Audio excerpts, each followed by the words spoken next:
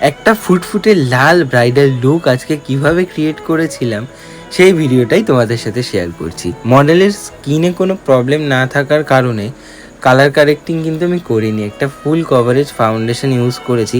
ফাউন্ডেশনটা কি হতে পারে তোমরা একটা গেস করে কমেন্ট করো, দেখি দেখি কে ঠিক বলতে পারো।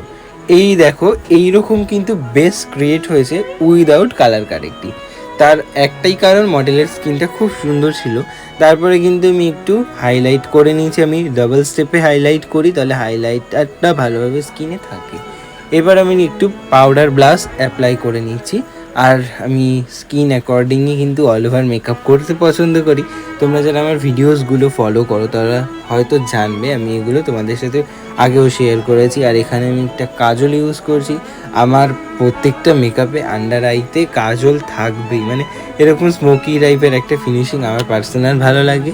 তোমাদের কার কার ভালো লাগে সেটা কিন্তু কমেন্ট করে জানো। আর আজকে একটা কোয়েশ্চেন অলরেডি আমি তোমাদেরকে করে দিয়েছি, যে এই ফুল কভারেজ ফাউন্ডেশনটার নাম কি হতে পারে। সেকেন্ড কোয়েশ্চেন হচ্ছে, এটা আমি কি হাইলাইটার ইউজ করছি। তোমরা পিগমেন্টেশন দেখে হয়তো বুঝতেই পারছো, যারা যারা গেস করতে পারছো অবশ্যই কমেন্ট করে দাও দেখি। তারপরে আমি একটা লাইট ওয়েট কলকা স্টার্ট করলাম। আমি কলকা একেবারে সাটেল রাখতে পছন্দ করি। এবার লাইনার পরিয়ে লুকটাকে কিন্তু ফিনিশ করে দিচ্ছি। আর এখানে কিছু কিছু বেবি হেয়ার উঠেছিল, যেটা কি শাইন স্প্রে আর টাফ স্প্রে দুটো মিডিয়াম ব্যালেন্স করে দিয়ে সেই বেবি হেয়ারগুলোকে হেয়ারের সাথে বসিয়ে দিলাম।